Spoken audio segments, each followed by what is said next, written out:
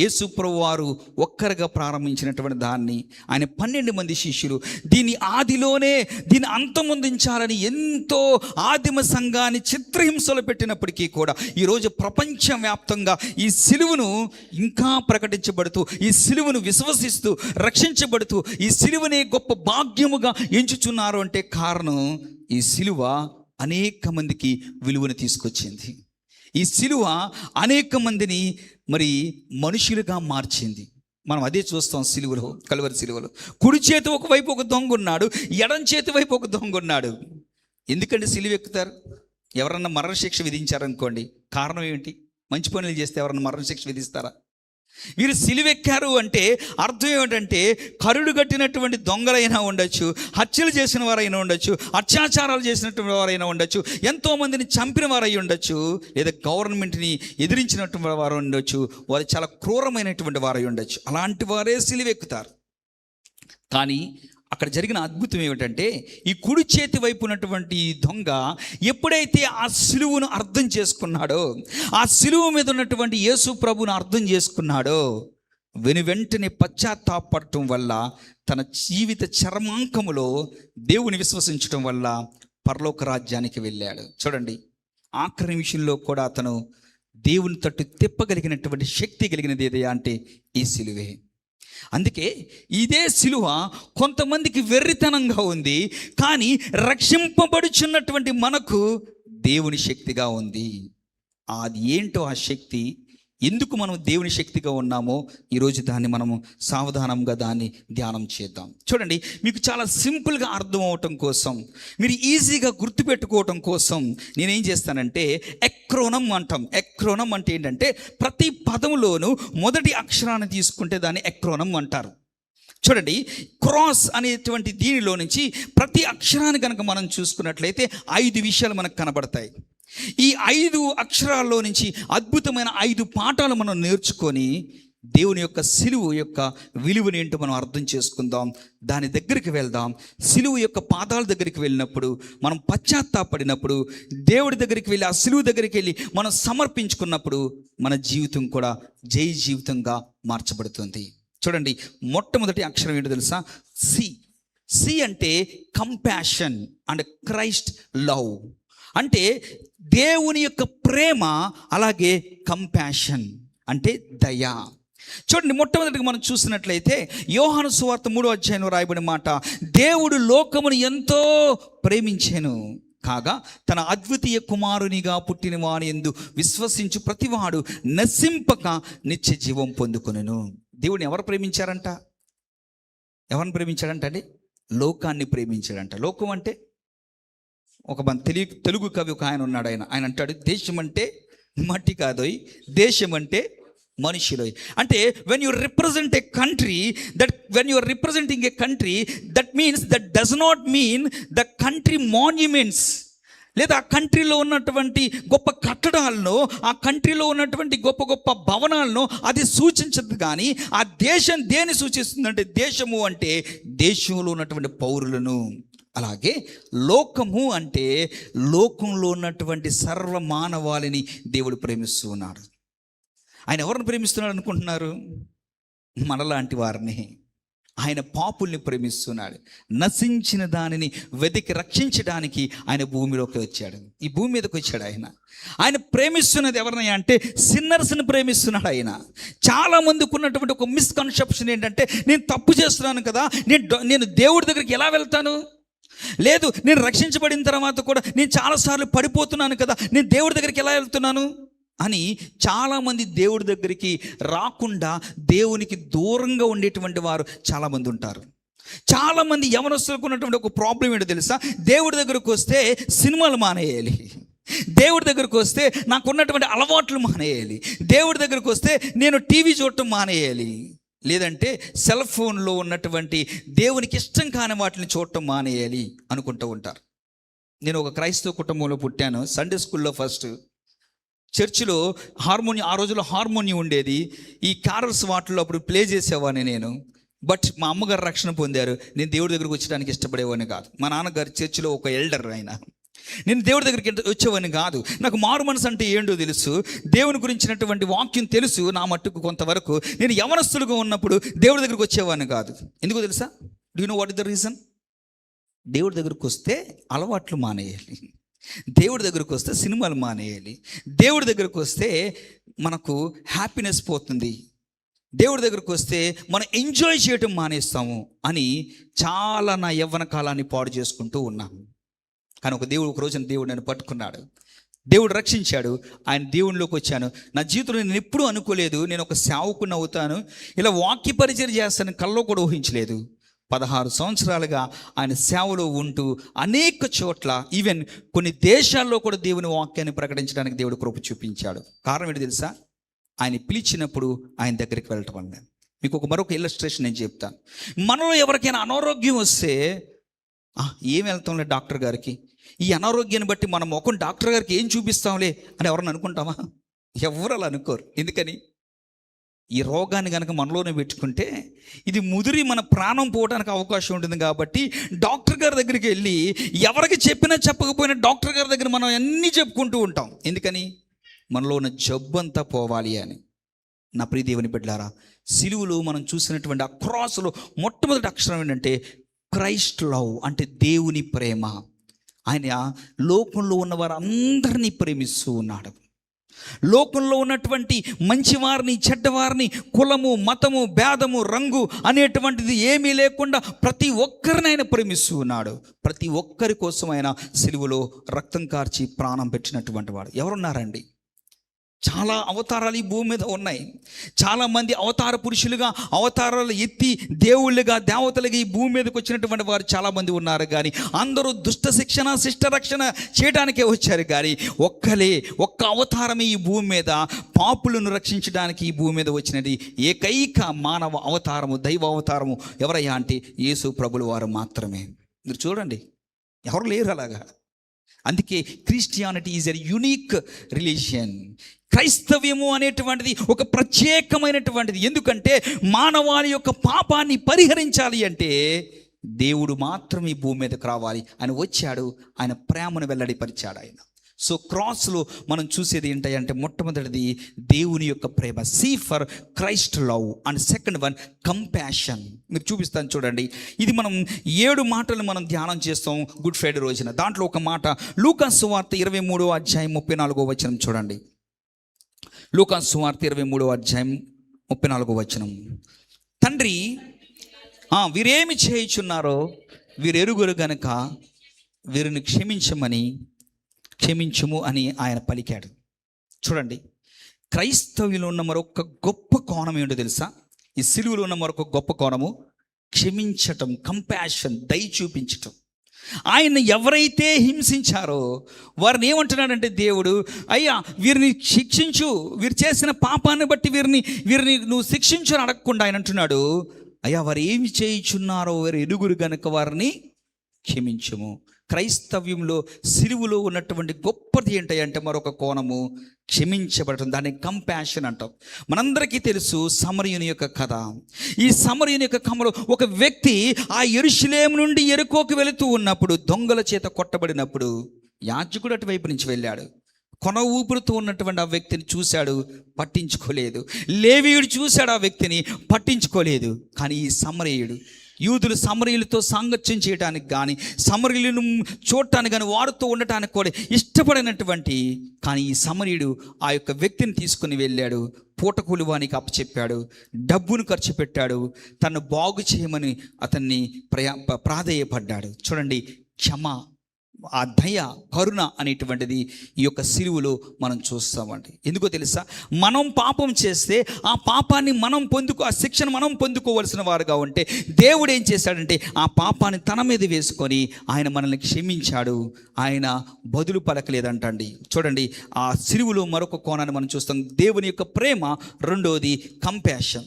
చూడండి, ఈ భారతదేశంలో ఆ దేవుని ప్రేమను బట్టి ఒక తల్లి భూమి మీదకి వచ్చింది. యవనస్తురాలుగా ఉండగా ఈ భారతదేశానికి వచ్చింది. మనందరికీ తెలుసు ఎవరు ఆవిడే? Mother Teresa. కుష్టివ్యాధులను చూడటానికి అసహ్యంగా ఉంటారు. వారిని ముట్టుకుంటానికి కూడా ఎవరు తెగించరు. కానీ ఆవిడ ఏం చేసిందో తెలుసా? ఈ కలకత్తా మహానగరంలో రోడ్డుల మీద ఉన్నటువంటి అనాథులను, ముసలివారును, కుష్ఠవ్యాధి వచ్చినటువంటి వారిని తన యొక్క ఆ ఆశ్రమానికి తీసుకువెళ్ళి వారికి వైద్యం చేసి కట్టులు కట్టి వారికి పరిచర్య చేసినటువంటి గొప్ప మానవతావాది ఆ యొక్క మదర్ తెరీసా. ఒకరోజు ఆమెని ఇంటర్వ్యూ చేసుకోవడానికి ఒక వ్యక్తి వెళ్ళినప్పుడు మదర్ ఆఫీస్లో ఆయన కూర్చుని ఉన్నాడు. ఈ మదర్ తెరీసా కోసం వెయిట్ చేస్తున్నాడు. ఎంతసేపటికి ఆమె రాకపోతే ఉండబట్టలకి ఏం చేశాడంటే ఆ లోపలికి వెళ్ళి చూస్తే మదర్ ఏం చేస్తుందో తెలుసా? ఒక కుష్టి వ్యాధి వాడి ఉన్నటువంటి వ్యక్తి యొక్క కాళ్ళకి ఆ కుష్టి దగ్గర ఉన్నటువంటి చీము పట్టిన దాన్ని పిండుతున్నప్పుడు దాని నుంచి వచ్చేటువంటి ఆ రసిని తీసి కడిగి ఆమె చేతులతో కట్లు కొడుతుంటే దాన్ని చూడలేకపోయాడు. మళ్ళీ ఆ మదర్ ఆఫీసులోకి వెళ్ళిపోయాడు. చలించలేకపోతున్నాడు. ఆ చూసిన దృశ్యాన్ని చూసి జీర్ణించుకోలేక మదర్ తెరీసా వచ్చిన తర్వాత అడుగుతున్నాడు, అమ్మా ఎలా చేస్తున్నావు నువ్వు అసలు? అమంటుంది, దేవుని ప్రేమను బట్టి అంట. మళ్ళీ అడుగుతున్నాడు, ఇది అసలు సాధ్యం కాదు, నాలాంటి వాడికి 1,00,000 రూపాయలు 1,00,00,000 రూపాయలు ఇచ్చిన ఈ పని చేయలేం కదా, మదర్ నువ్వు ఎలా చేస్తున్నావు ఈ పని అంటే అంటుంది, దేవుని ప్రేమ ప్రేమ ప్రేమ అంటుంది. ఎందుకంటే సిలువలో యేసు ప్రభువారు నాకు ఒక్కరి కోసమే కాదు, ఈ అనాథుల కోసం, ఈ అభాగ్యుల కోసం కూడా ఆయన ప్రాణం పెట్టాడు. అందుకే దేవుని ప్రేమను బట్టి, ఆయన సిలువలో నాపై చూపించినటువంటి ఆ కంపాషన్, దయని బట్టి నేను కూడా ఇది చేస్తున్నాను అని ఆయన పలికాడు. సో ప్రియ దేవుని బిడ్డలారా, గమనించండి, సిలువలో మొట్టమొదటిది మనం చూడగలిగింది ఏంటయ్యా తెలుసా? Christ love and compassion. చూడండి, ఈ కంపాషన్ ఉంది మనకు సిలువలో ఉంది. అందుకే ఈ సిలువ గొప్పది, అందుకే ఈ సిలువ విలువైనటువంటిది. కేవలం మనం సిలువను కేవలం ఒక చిహ్నంగా మనం చూస్తే, లేదా చరిత్రలో జరిగినటువంటి ఒక సంఘటన మాత్రమే మనం చూస్తే, ఈ సిలువను మనం కేవలం ఒక ఆచారంగా మనం వ్యవహారంగా చూస్తే అది మనకు విలువనివ్వదు. కానీ ఈ సిలువలో ఉన్నటువంటి లోతుపాతులు మనం గ్రహించినప్పుడు ఈ సిలువ మన జీవితానికి విలువనిస్తుంది. మరి క్రీస్తుని ధరించుకున్నటువంటి మనము, రక్షించబడినటువంటి మనము, దేవుని ప్రేమను పొందుకున్నటువంటి మనము కూడా ఇతరుల పట్ల అలాంటి కంపాషన్, దయగలిగినటువంటి వారుగా మనం ఉంటున్నామా అంటే ఒక్కసారి మనల్ని మనం పరిశీలించుకోవాలి. మంచి సమరయుని యొక్క కథలో దైవజనుడే, కానీ అతను ఏం చేస్తున్నాడంటే ఆ వ్యక్తి పడిపోయి ఉంటే అతను విడిచిపెట్టి వెళ్ళిపోతూ ఉన్నాడు. రెండో వ్యక్తిని మనం చూసినట్లయితే లేవీయుడే, కానీ అతను కూడా చూశాడు, అతను విడిచిపెట్టి వెళ్ళిపోయాడు. కానీ సమాజంలో మరి తనకు మంచి విలువ లేనటువంటి వ్యక్తి ఆ సమరయుడు తనకున్నటువంటి స్టేటస్ని బట్టి, తనకున్నటువంటి తక్కువ అని అనేటువంటి వాడిని, కులాన్ని, మతాన్ని ఇలా ఏవి కూడా చూడకుండా దేవుని ప్రేమను చూపించాడు. మదర్ తెరీసా దేవుని ప్రేమ చూపించింది. ఈ రోజున మనము దేవుని ప్రేమను మనం కలిగి ఉంటున్నామా? దేవుడు ఎందుకో తెలుసా? మత్తయి సువార్తలో రాయబడిన మాట, నీతిమంతుల మీద అనీతిమంతుల మీద కూడా ఆయన ఏం చేస్తున్నాడంట? వర్షాన్ని కురిపిస్తూ ఉన్నాడు. ఆయన మరి దేవుణ్ణి చెడ్డవారి మీద మంచివారి మీద కూడా సూర్యుని ఉదయింపజేస్తూ ఉన్నాడంట. సూర్యుడు కేవలం మంచోళ్ళ మీదే ఉదయిస్తాడా? లేదంటే సూర్యుడు వర్షం కేవలం క్రైస్తవుల మీద మాత్రమే కురుస్తుందా? వారి పంట పొలాల్లోనే కురుస్తుందా అంటే కాదు. దేవుడు ఈ భూమి మీద నీతిమంతుల మీద, అనీతిమంతుల మీద, పరిశుద్ధుల మీద, లేదంటే పాపులు ఎవలాంటి వారి మీద అయినా ఆయన ప్రేమను చూపిస్తున్నాడు కదా. ఈరోజు మనం ఏ స్థితిలో ఉన్నా దేవుడి దగ్గరకు వస్తే ఆయన మనకు రక్షణ అనుగ్రహిస్తాడు. చూడండి, తప్పుపోయిన కుమారుని జీవితం చూస్తే తండ్రికి విరోధంగా జీవించాడు, తండ్రి నుంచి దూరంగా వెళ్ళిపోయాడు, తండ్రి దగ్గర నుంచి ఆస్తి మొత్తం తీసుకున్నాడు, దూరంగా వెళ్ళిపోయాడు. కానీ తండ్రి ప్రేమ ఎక్కడ తగ్గిపోలేదండి. సహజంగా మనమే అయితే, మన బిడ్డలే అయితే ఆస్తి అంతా తీసుకెళ్ళి పాడు చేసి, వేశ్యల సాంగత్యం చేసి, పేకాటాడో, జూదమాడో, లేదంటే క్రికెట్ బెట్టింగ్లో చేసో మొత్తం డబ్బంతా పాడు చేసి తిరిగి మళ్ళీ ఇంటికి వస్తే ఎవరైనా చేర్చుకుంటారా అంటే నాకైతే డౌటే. కానీ ఈయనంట వెళ్ళిపోయిన రోజు నుంచి ఏం చేస్తానంటే ప్రతిరోజు ఆ సందు చివరకు వెళ్ళి తన కుమారుడు వస్తాడేమో అని ఎదురు చూస్తూ ఉన్నాడు. అదే దేవుని ప్రేమ. మనం ఇంకనూ పాపులుగా ఉండగానే ఆయన మన కొరకు సిలువలో మరణించాడు. ఆయన మన కొరకు ఈ భూమి మీదకి వచ్చాడు. ఆయన నిత్యము పరిశుద్ధుడు పరిశుద్ధుడు అని కొనియాడవలసినటువంటి ఆ దేవుడు తను ఆ సింహాసనాన్ని విడిచిపెట్టి ఈ మానవ శరీరం ధరించుకొని ఈ భూమి మీదకి వచ్చిన కారణం ఏంటో తెలుసా? సిలువ మరణాన్ని పొందడం కోసం, ఆ సిలువ మరణంలో మనం ఏం చూస్తున్నామంటే దేవుని ప్రేమను చూస్తున్నాం, దేవుని యొక్క దయను మనం చూస్తున్నాం. సో క్రాస్లో మొట్టమొదటిది ఏంటి అంటే సి అంటే క్రైస్ట్ లవ్ అండ్ కంపాషన్. రెండోది చూడండి, క్రాస్లో రెండో అక్షరం ఏంటంటే ఆర్. ఆర్ అంటే రెడమ్షన్. ఆర్ అంటే ఏంటండి? రెడమ్షన్ అంటే విమోచన. చూడండి, మొదటి పేతురు రాసినటువంటి పత్రిక 1వ అధ్యాయం 18-19 వచనాలు చూడండి. మొదటి పేతురు 1వ అధ్యాయము 18-19 చదవండి అమ్మా.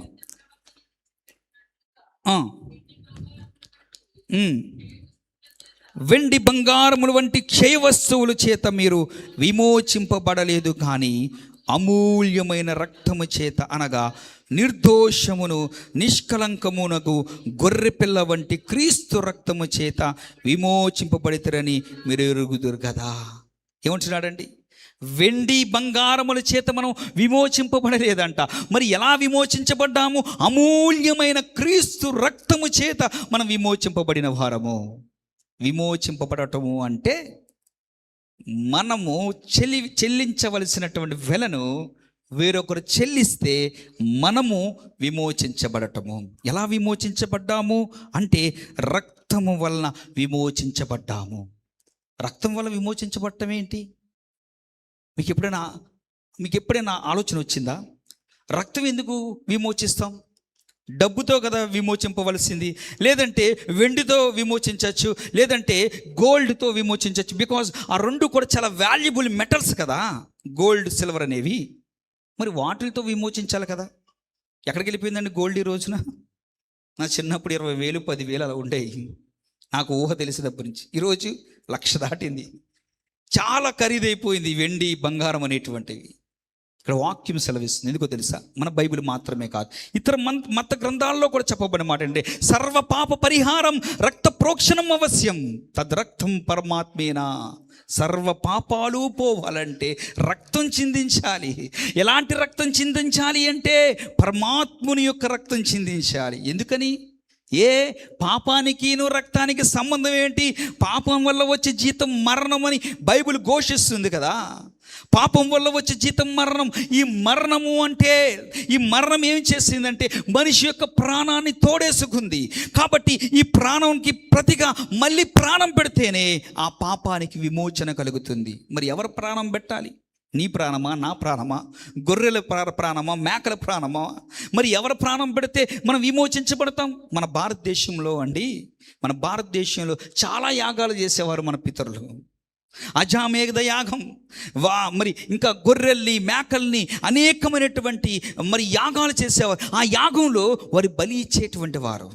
ఈ మేకల్ని, గొర్రెల్ని తీసుకువెళ్ళి వాటిని వస్త్రాలు ధరింపచేసి వాటిని మరి బలి ఇచ్చి ఆ రక్తంతో ఆ దేవతకు, దేవుడికి నైవేద్యం పెట్టి ఆ మిగిలిన మాంసాన్ని వండుకొని యాజకులు, అక్కడ ఉన్నటువంటి వారు, ఎవరైతే ఉన్నారో గ్రామం వారి యొక్క మరి ఈ చుట్టాలందరూ కూడా ఏం చేశారంటే దాన్ని భుజించేవారు.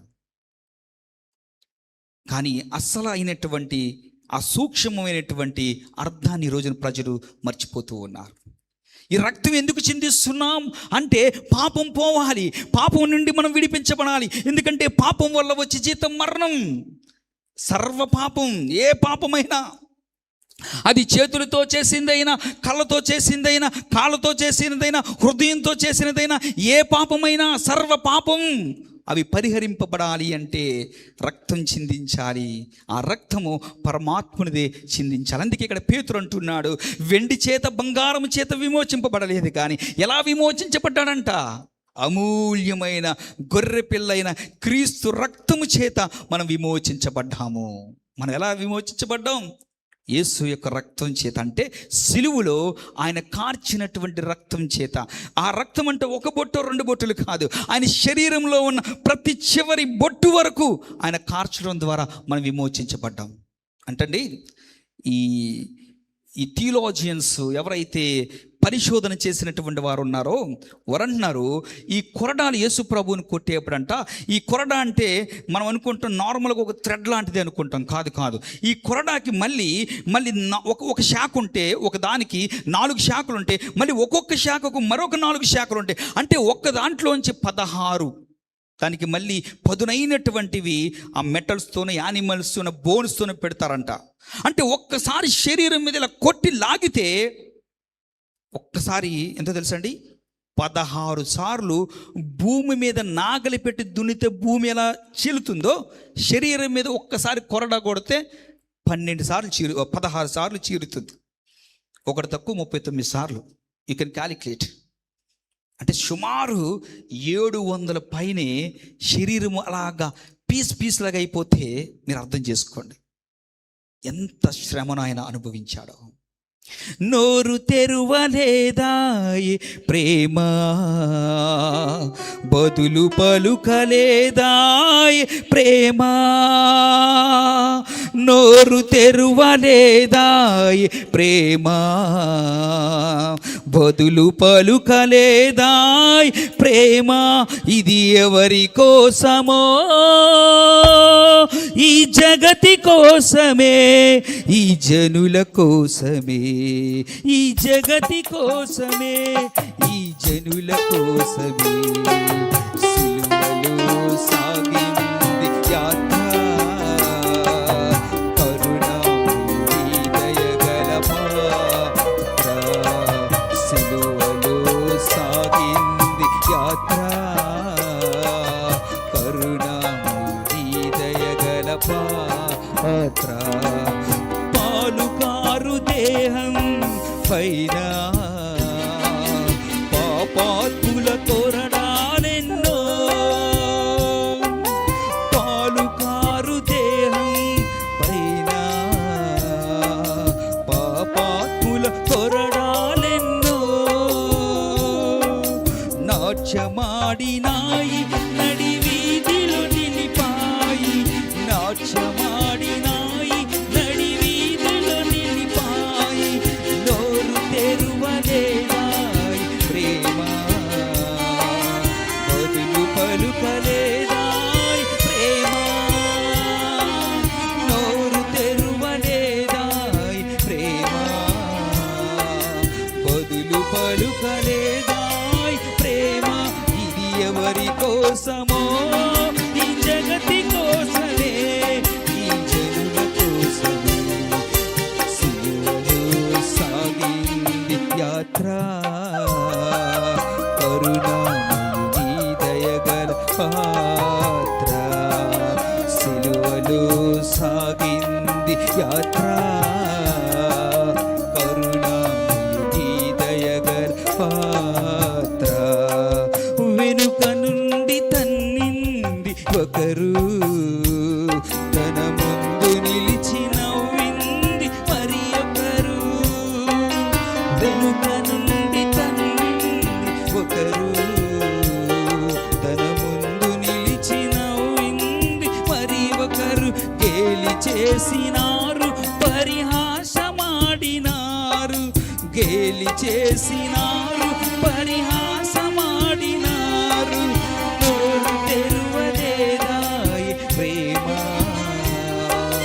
బదులు పలుకలేదాయి ప్రేమ. నోరు తెరువలేదాయి ప్రేమ, బదులు పలుకలేదాయి ప్రేమ. ఇది ఎవరి కోసమో, ఇది జనుల కోసమే, ఈ జగతి కోసమే, ఈ జగతి కోసమే, ఈ జనుల కోసమే. సిలువలో సాగింది యాత్ర, కరుణామయుని దయగల పాత్ర. సిలువలో సాగింది యాత్ర, కరుణామయుని దయగల పాత్ర. హల్లెలూయా. శరీరం మీద ఒక్కసారి ఇలా కొడితే అంటే అండి 16 టైమ్స్ భూమి మీద నాగలి దున్నప్పుడు ఎలా అయితే భూమి ఇలాగా నెరవిడుస్తుందో శరీరం మీద అలాగా అయినట్టు. అంటే అన్ని 39 సార్లు కొట్టినప్పుడు ఇక ఆయన శరీరం మీద ఏమి ఇక ఆ మాంసం లేదు ఇక. అంటే ఎన్ని శ్రమలు ఆయన అనుభవించాడో, ఎంత కష్టాన్ని అనుభవించాడో. ఆయన భూమికి ఆకాశానికి మధ్య వేలాడాడు ఆయన. ఆయన దేవుడికి, ఆయన రాజులకు రాజు, ప్రభువులకు ప్రభు అయినప్పటికీ కూడా దేవాది దేవుడైనప్పటికీ కూడా మన కోసం ఆయన శ్రమ అనిపించడానికి ఆయన ఈ భూమి మీదకి వచ్చి ఆయన మనల్ని విమోచించాడు. చూడండి, వెండి చేత, బంగారం చేత, ఈ లోకంలో ఉన్నటువంటి విలువైనటువంటి ఏవి కూడా మనల్ని విమోచించలేదు. కానీ గొర్రె పిల్ల యొక్క, క్రీస్తు యొక్క అమూల్యమైన రక్తము చేత మనం ఏం చేయబడ్డామండి?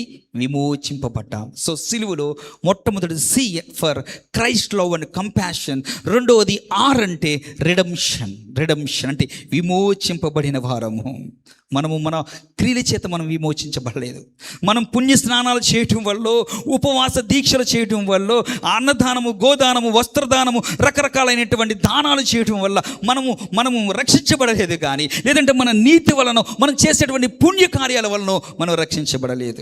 ప్రభువా నీ కృపలేనిదే బ్రతుకలేనయ్యా, నా వేదనలో, నా బాధలో, నీ కృంగిన వేళలో నా తోడై ఉన్నావు. నా వేదనలో, నా బాధలో, నీ కృంగిన వేళలో నా తోడై ఉన్నావు.